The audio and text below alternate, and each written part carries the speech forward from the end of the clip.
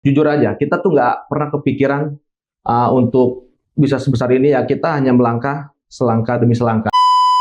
Kalau misalnya untuk menjaga, pasti kita terus mempertahankan kualitas yang sudah bagus.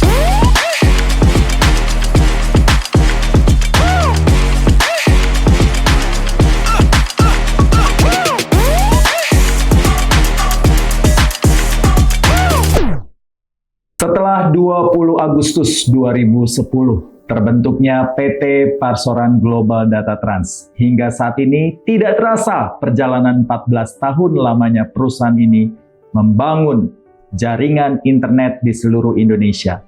Lalu apa saja tantangan yang dihadapi oleh PT Parsoran Global Data Trans? Saya dengan Rimba Laut. Selamat datang di ION Podcast. Bersama dengan narasumber saya kali ini adalah Bapak Haris Simanjuntak selaku Direktur dari PT Parsoran Global Data Trans. Halo Pak Haris. Halo Pak Rimba. Wah, luar biasa Pak. Terima kasih banyak Pak sudah bersedia hadir di studio ION Podcast kali ini. Sama-sama Pak, sama-sama. Baik, Pak Haris, kita tahu perjalanan 14 tahun nggak terasa ya Pak. Ini sudah perjalanan yang tidak singkat sebenarnya dari 20 Agustus 2010 sejak terbentuknya PT Parsoran Global Data Trans. Bisa dijelaskan Pak Haris, tantangan tersulit apa yang dihadapi oleh Pak Haris dan para pendiri lainnya untuk membangun dan membesarkan perusahaan ini? Kalau tantangan sebenarnya lebih kayak ke pribadi ya, sama jajaran direksi yang lain. Kita lebih kayak kekompakan aja sih tantangannya itu, menjaga kekompakan. Baik. Sehingga kita bisa saling membantu, saling mensupport, ya kan. Terus yang kedua, yang paling sulit itu biasanya kita menjaga kualitas. Dan mengupgradekan diri kita untuk melihat perkembangan teknologi yang ke depannya. Itu sih yang paling benar-benar sulit sih di awal. Tapi ternyata kekompakan itu terus terjaga ya Pak sampai dengan hari ini. Ini terlihat bagaimana sinergi Pak Haris dengan para pendiri lainnya berhasil menghasilkan lebih dari 1.700 karyawan untuk PT Parsoran Global Data Trans. Ini luar biasa Pak. Luar biasa Pak. Bisa diceritakan Pak, bagaimana sih strategi dari Pak Haris dan juga para pendiri lainnya untuk tetap menjaga tingkat kesejahteraan karyawan yang mencapai ribuan orang ini Pak? Kalau kita sih biasanya memberikan training ke mereka untuk menjaga kualitas SDM-nya. Baik. Dan yang lebih penting lagi juga kita akan selalu menerima kritik dan saran dari karyawan-karyawan kita ya, supaya masukan itu bisa jadi lebih baik lagi, meningkatkan kualitas perusahaan dan juga meningkatkan kualitas daripada SDM ini. Baik. Itu aja sih, kita selalu memikirkan kesejahteraan mereka lah, dari mereka kita berikan asuransi kesehatan dan ada bantuan-bantuan lainnya, seperti kayak ada beberapa case kayak misalnya tunjangan-tunjangan. Betul. Nah, itulah tuh. Biasanya ya semua itulah yang kita berikan, yang mungkin untuk saat ini hanya itu yang bisa kita kasih ke mereka. Dan ternyata tingkat kepuasan karyawan juga sangat baik Pak terhadap perusahaan ini. Terlihat bagaimana perusahaan ini terus mencari sumber daya manusia yang berkualitas ya Pak. Nah, bicara tentang faktor keberhasilan, tentu saja ya Pak Haris, ini punya tokoh yang paling berjasa, yang sangat menginspirasi dari Pak Haris dan para pendiri lainnya. Bisa disebutkan Pak, siapa sih tokoh yang paling berjasa dalam perjalanan karir Pak Haris sebagai salah satu pendiri dari perusahaan ini? Kalau tokoh kayaknya tidak ada ya Pak Rimba. Cuman kalau jasa, yang paling berjasa ya pasti keluarga. Baik.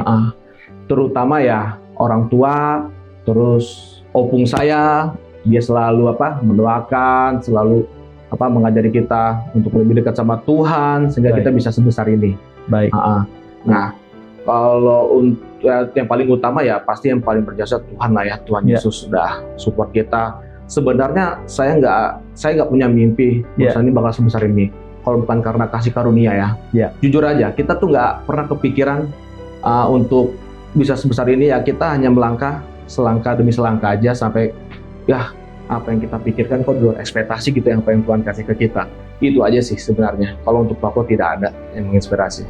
Baik, wah luar biasa Pak Haris.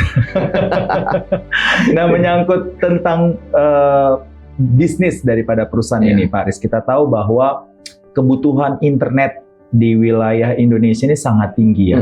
Apalagi kita sudah memasuki era digitalisasi. Nah, motivasi terbesar apa yang dimiliki oleh Pak Haris supaya perusahaan ini, setidaknya PT Parsoran Global Data Trans ini kan punya berbagai macam produk ya Pak. Kalau untuk dari sektor enterprise-nya kita ada HSPnet Pak. Kalau untuk broadband-nya ada Jujung dan sister company lainnya Pak.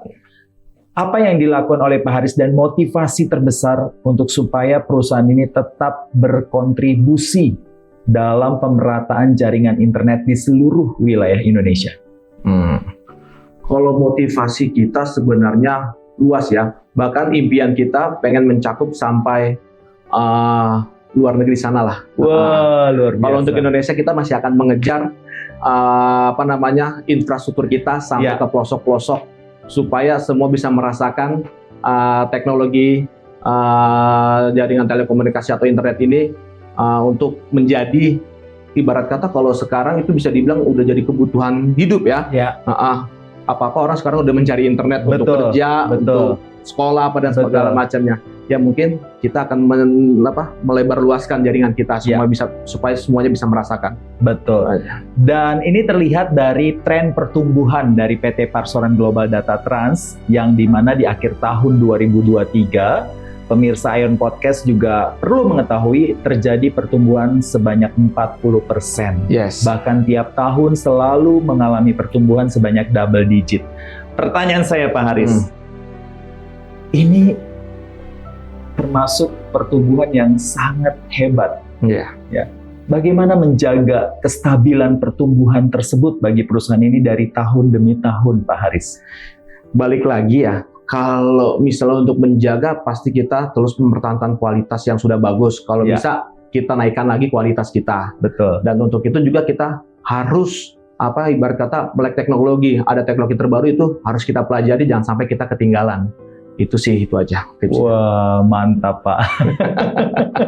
Ini saya penasaran nih Pak Haris. Seorang Pak Haris Simanjuntak, apa sih moto hidupnya Pak? Kalau moto hidup saya sih, simple ya. Giving my best, yang artinya memberikan yang terbaik. Itu aja sih di mana kita ditempatkan, sebisa mungkin kita memberikan yang terbaik. Baik. Terima kasih banyak Pak Haris. Sama-sama Pak Rimba. Demikian episode Ion Podcast kali ini bersama dengan Bapak Haris Simanjuntak, Direktur PT Parsoran Global Data Trans. Semoga menginspirasi bagi pemirsa Ion Podcast dimanapun berada. Saya dengan Rimba Laut, juga tentu saja dengan Bapak Haris Simanjuntak, kami mohon pamit. Sampai jumpa di episode Ion Podcast berikutnya. Bye-bye.